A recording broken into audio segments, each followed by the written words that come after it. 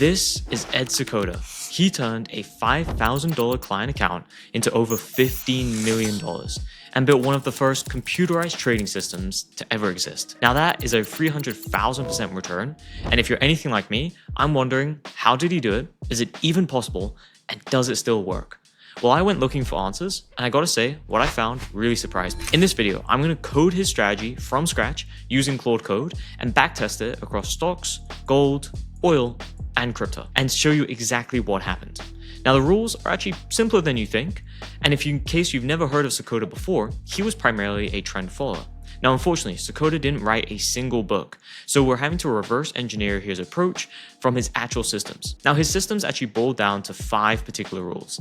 They became the building blocks that every legendary trend follower, such as Richard Donchain, to the Turtles, to Bill Dunn, used since. Now, his first rule was a trend filter. This is primarily an EMA 100. Now, above that EMA, we're going long, or we're having a long bias, and below that EMA, we have a short bias. Now, the actual entry signal was a new 20-day high, meaning we had a rolling window of 20 days, and if a new high was made, then we're going long, and if there was a new low that was made, then we're going short. Now, one of the most important factors was pyramiding.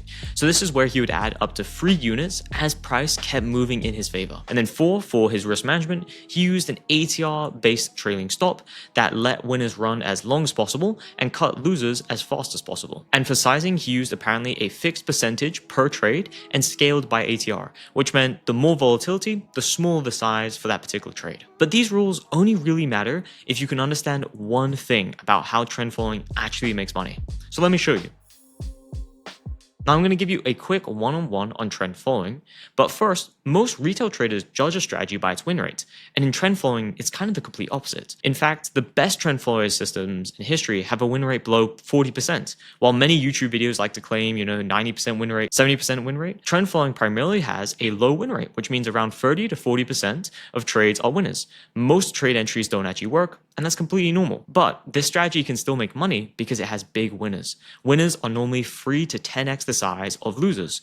One huge trade pays for a year of small losses most of the time in trend following. And this leads me to the next point that's very important, which is cutting losers as fast as possible. When you've heard that phrase, they're normally referring to trend following.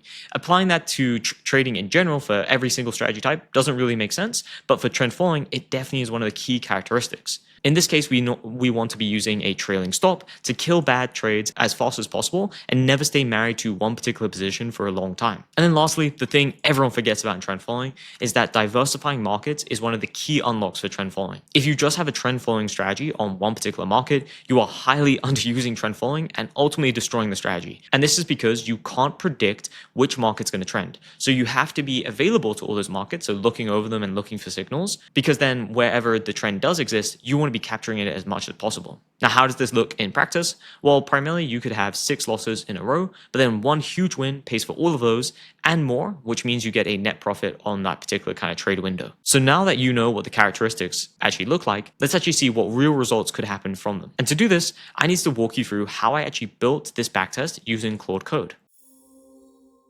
Now, I actually recently made a video similar to this one around Larry Connor's strategy. Feel free to check that out after this one. But in that previous video, I also went through that I gave Claude my existing backtesting code as style references. Now, for context, I've been coding since I was around 12, but I use Claude Code and AI tools just like anyone else, mainly because they're getting super good at writing code. But the one key thing is they need context and they need references. So ideally passing in some of your older code, but if you're not technical, you could pass in template code or code you find online that you think is, good and you can see the results from it, for example, or from a course that you like potentially. Once you've pasted in that reference, you can then just give it a very simplistic prompt and it can do a lot of the heavy lifting. For example, my prompt was very simple. It was just going over the trend following with the 5 rules as we listed above. Now, the core of what Claude actually wrote me was primarily around the indicators, which is quite simple lines.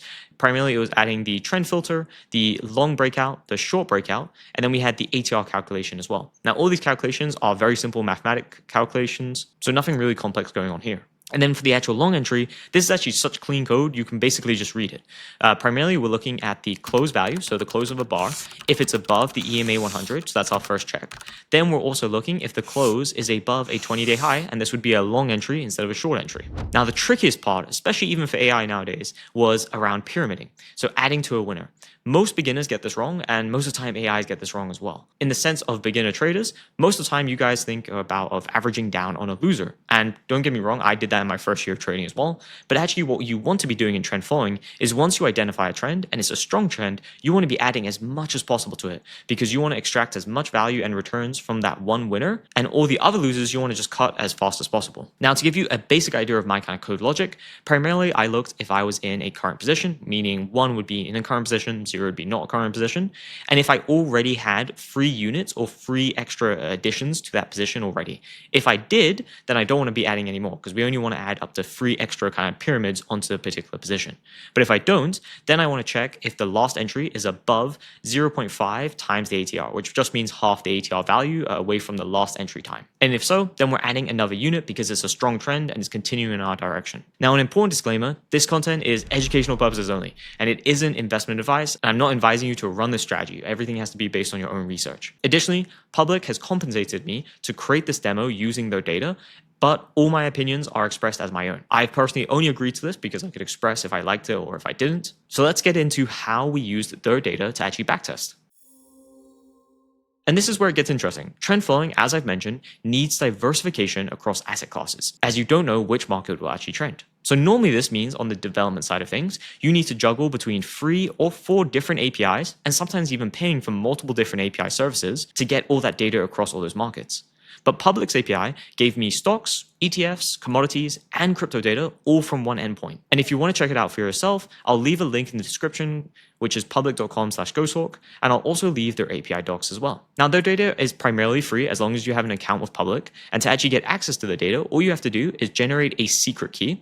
A secret key is just access to your particular account using their API. You need to make sure to never share this with anyone because if you share it, they'll be able to access your account using that API. And then 2, that secret key can generate an access token. An access token is just kind of like a temporary key that expires after some amount of time. So for example, it could be 30 minutes, a day, and this just means in the case of leakage of that key getting leaked somewhere, or you forget that you put it on a GitHub, for example, it should expire within a certain amount of time. So there's not too much damage that could really happen. And then lastly, using that access token, we can pull bar data for any symbol as I mentioned above. And we primarily do this through getting the historical endpoint, but more on that in just a minute. Now, the 6 symbols I actually tested using Public's data was SPY, QQQ, Gold, USO, BTC, and ETH. This normally would be a huge headache. I would have to have different crypto data, I'd have to have different commodities data and equities data as well. But instead, I can do this all just through Public's API. And specifically, I use their new bar v2 with aggregation endpoint. This returns historical open, high, low, close, and volume bars, and lets me pick any time frame from 1 minute to 1 month bars to use. I personally used around 5 years of data, and I used the daily chart for doing this backtest. So now that we have the code done and we've got Public's data to actually backtest it over,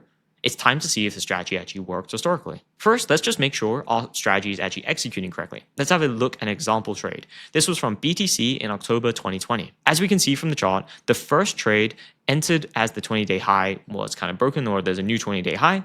Then we added as the range expanded and we got more kind of like movement in our direction. And then we confirmed that by doing that again. Overall, we've added then 3 units and it hasn't added any more. And then we've exited once that trend is no longer kind of present and it's starting to fade.